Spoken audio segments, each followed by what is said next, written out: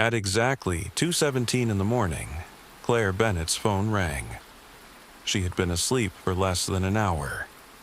For a few seconds, she simply stared at the screen, waiting for the call to stop. But then she saw the number. It belonged to the house she was sleeping in, the same house whose telephone line had been disconnected 8 years earlier. Claire answered. At first, there was only silence. Then she heard someone breathing, slowly, carefully, as though the person on the other end was trying not to be heard. Claire sat upright in bed. Hello? The breathing stopped. A faint crackling sound filled the line. Then a man whispered 6 words. "Don't open the room beneath the stairs." The call ended. Claire remained motionless, holding the phone against her ear. Outside, rain tapped against the bedroom window. The old house creaked around her, settling into the cold November night. She had arrived in Greyford, Missouri, only 6 hours earlier. The house had belonged to her aunt, Margaret Bennett, who had died 3 months before. Margaret had lived alone for nearly 20 years. She had no children, few friends, and almost no contact with the rest of the family. Claire had seen her only twice. The first time, Claire had been 7 years old. The second time had been at her father's funeral. Now the house belonged to Claire. She had come to Greyford for one reason: to clean it, sell it, and leave. The property stood at the northern edge of town, where the paved roads ended and the trees grew close to the houses. It was a narrow, 2-story building with faded white siding, dark shutters, and a porch that leaned slightly toward the road. Inside, everything smelled of dust, old wood, and lavender soap. Margaret's furniture was still there. Her clothes still hung in the upstairs closet. A half-finished crossword puzzle rested on the kitchen table. It felt less like an empty house and more like someone had stepped outside and never returned. Claire looked again at the number on her screen. She knew it. She had seen it printed on an old telephone bill earlier that evening. The house number. She got out of bed and walked into the hallway. The wooden floor felt cold beneath her feet. At the top of the stairs, she stopped and listened. Nothing. No footsteps, no movement downstairs, only the rain. Claire turned on every light as she descended. The telephone sat on a small table beside the living room window. It was an old black rotary phone with a twisted cord. Before going to bed, Claire had lifted the receiver out of curiosity. There had been no dial tone. Now she picked it up again. Silence. The line was dead. She followed the cord to the wall. It had been cut, not unplugged, cut. Claire slowly lowered the receiver. Then she remembered the words, the room beneath the stairs. She turned toward the staircase. There was a small storage closet underneath it. Margaret had kept cleaning supplies and empty boxes there. Claire had opened it earlier that evening. At least, she thought she had.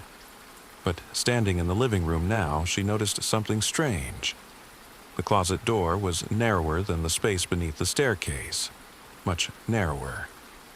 There should have been another 3 or 4 feet behind the wall. Claire approached it.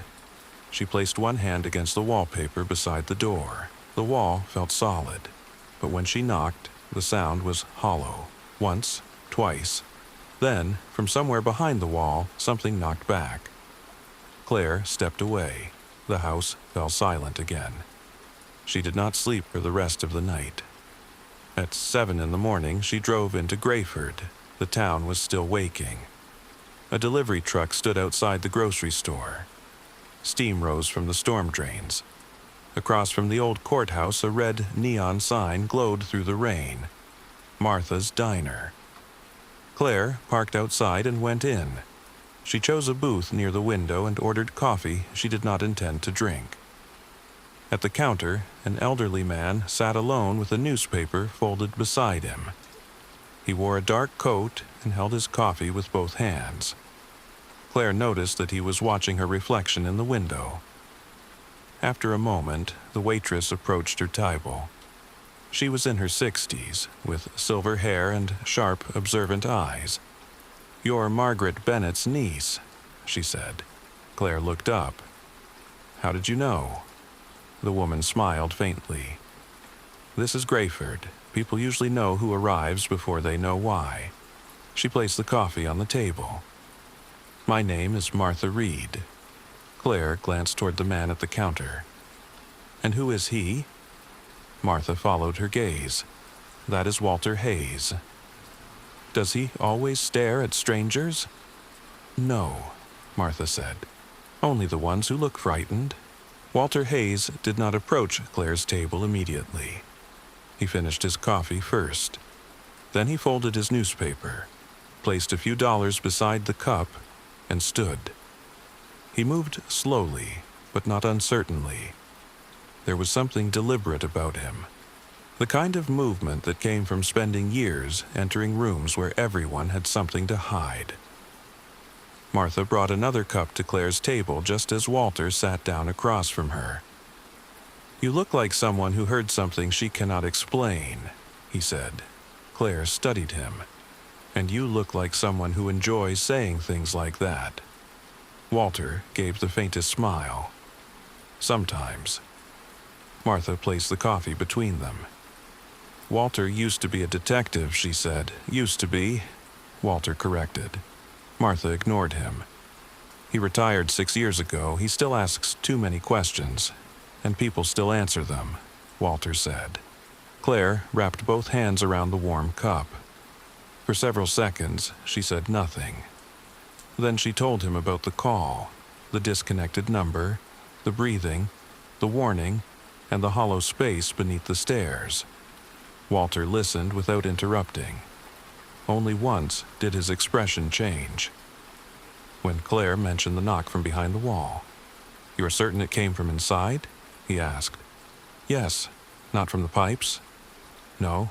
"The furnace?" "No." "An animal?" Claire shook her head. "It knocked twice." "After I knocked twice." Walter looked toward the rain-streaked window. "And you did not open the wall."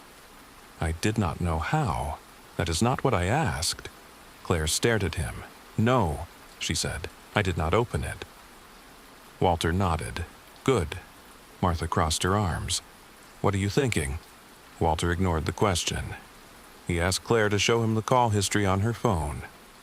The number was still there. A local Greyford number.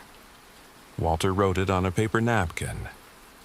Then he asked for the address of the house. When Claire told him, he stopped writing. "Do you know it?" she asked. "I know the road. That is not the same thing." "No," Walter said. "It is not." He folded the napkin and slipped it into his coat pocket. 20 minutes later, Claire followed Walter's old gray sedan through the northern part of town. The rain had weakened to a fine mist. Greyford looked different in daylight. The courthouse tower rose above the center of town. Beyond it stood rows of brick buildings, most of them older than Claire expected. As they drove farther north, the streets narrowed. The houses became more distant from one another. The woods pressed closer to the road. Walter parked in front of Margaret Bennett's house. He remained in his car for several seconds, looking at the building. Claire waited beside her own vehicle. At last, Walter stepped out. "You have been here before," Claire said. "Once? When?" "A long time ago." He walked toward the porch before she could ask more. Inside, the house was quiet. Claire showed him the telephone first. Walter lifted the receiver. Nothing. He examined the cord where it entered the wall. The cut was clean, not torn, not damaged by age made with a blade. He crouched and looked behind the table. "How long has it been like this?" he asked. "I do not know. You said the service was disconnected 8 years ago. That is what the paperwork says." Walter touched the end of the cut wire. "The service may have been disconnected 8 years ago," he said. "But this wire was cut much more recently." Claire felt a chill move across her shoulders. How recently? Days, maybe weeks. Walter followed the cable along the baseboard. It disappeared behind a wooden panel near the staircase. Then he turned his attention to the closet beneath the stairs. Claire opened the door. Inside were old brooms, a vacuum cleaner, and several cardboard boxes. Walter removed the boxes one by one. The back wall of the closet was covered with the same faded wallpaper as the hallway. He tapped it with 2 fingers. Solid on the left, hollow on the right. "There's a space back there," Claire said. "Yes." "Then why is there no door?" Walter ran his hand along the edge of the wall. There was. He found a thin vertical line beneath the wallpaper. Almost invisible, the outline of a sealed doorway. Someone had covered it carefully. Wood panel, plaster, wallpaper. Not recently, but not when the house was built either. Walter took a small flashlight from his coat pocket. Claire raised an eyebrow. "You carry that everywhere?" "Only into houses where walls answer back." He knelt near the floor. At the bottom of the sealed doorway was a narrow gap. He aimed the flashlight into it. Dust. Old wooden boards. Something metallic. Walter reached into the gap with a pocket knife and pulled the object closer. It was a brass key, a small. Darkened with age, a paper tag was tied to it with string. The writing had nearly faded away. Claire leaned closer. 2 letters remained visible. "M. B. Margaret Bennett," she whispered. "Probably." Walter turned the key over in his hand. But she did not leave this here by accident. A sound came from outside, a car door closing. Walter immediately stood and turned off the flashlight. Claire looked toward the front window. A black pickup truck was parked across the road. The driver remained inside, watching the house. "Do you know that truck?" Walter asked. "No. Have you seen it before?" "I arrived last night." Walter moved to the edge of the window, staying out of direct view. The pickup remained for less than a minute.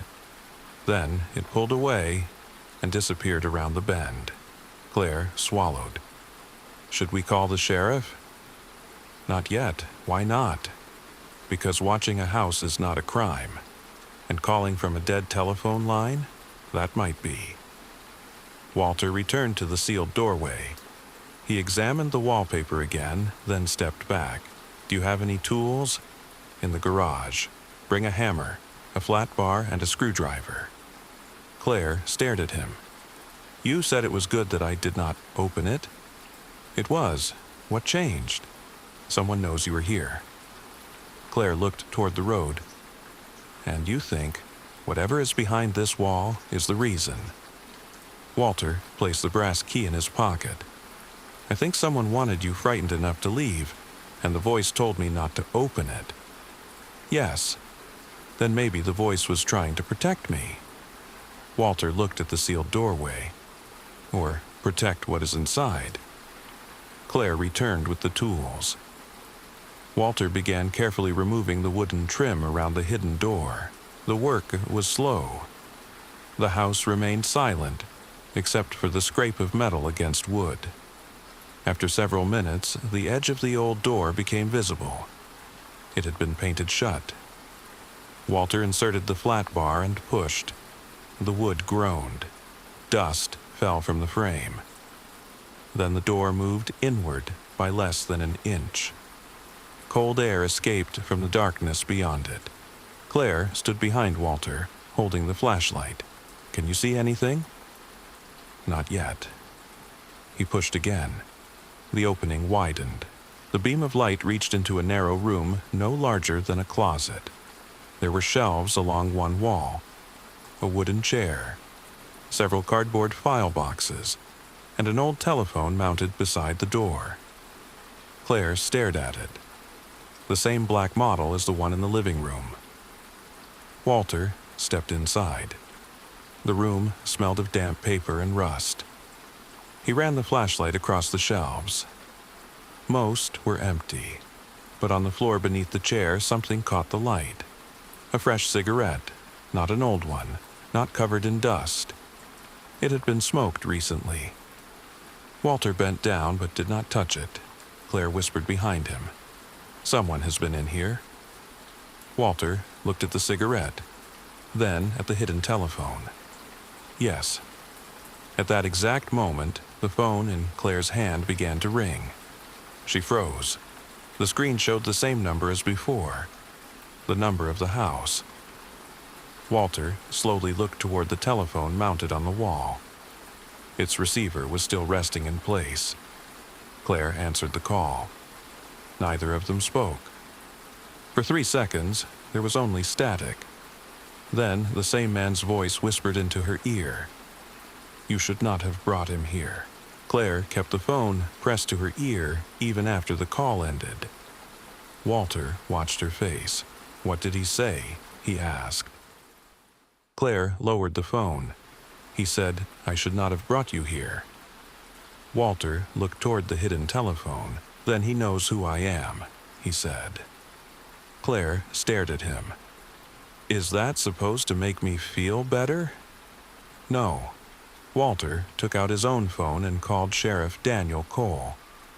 Cole arrived 20 minutes later in a marked county vehicle. He was a broad-shouldered man in his early 50s, with tired eyes and a careful way of speaking.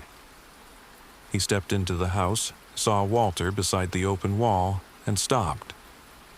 "You retired," Cole said. "I remember.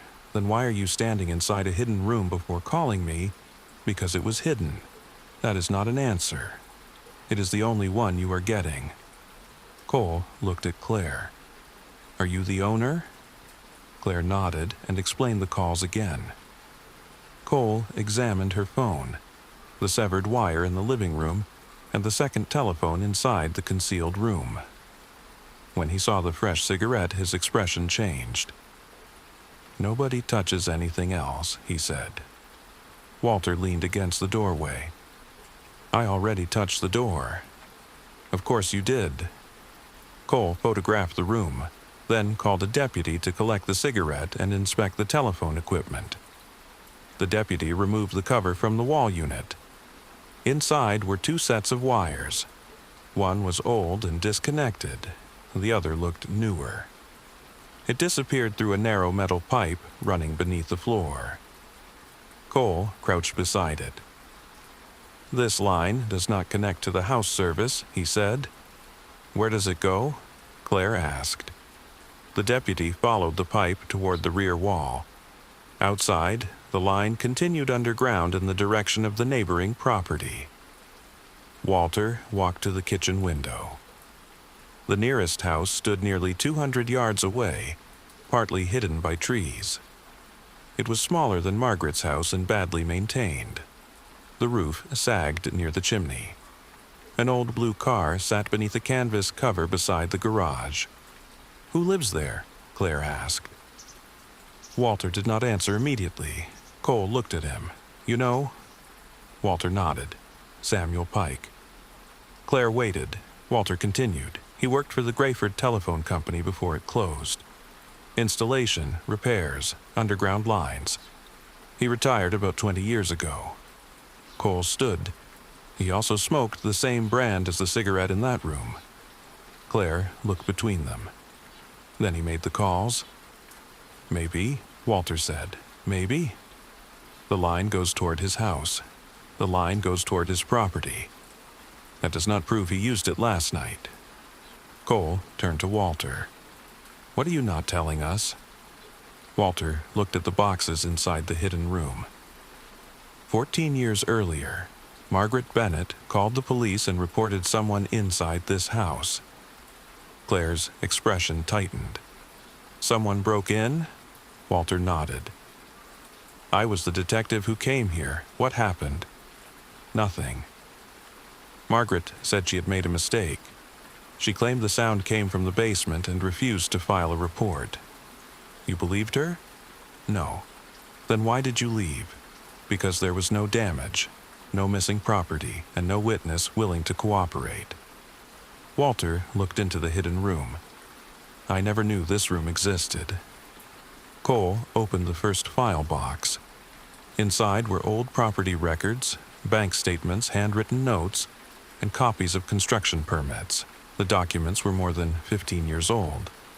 Several contained the same company name, North Valley Development. Cole recognized it. They built the shopping center south of town, he said, and half the new houses near the highway, Walter added. Claire picked up a folder. A photograph was clipped to the front. It showed Margaret standing beside a younger Samuel Pike outside the Greyford courthouse. Between them stood a third man wearing an expensive suit. Someone had drawn a black circle around his face. Claire turned the photograph over. A date was written on the back, October 14th, 2009. Below it were 4 words, "He knows about the land." Cole took the photograph. The man in the suit was Richard Vale, he said. Claire frowned. Who is Richard Vale, the owner of North Valley Development? Walter searched another box. Most of the papers concerned land on the northern edge of Greyford. According to the records, North Valley Development had purchased several properties for unusually low prices. Some owners appeared to have signed sale agreements only days before they died or moved away. Other signatures did not match earlier documents. Claire looked at Walter. "You think the company stole land?" "I think Margaret believed someone was forging property transfers."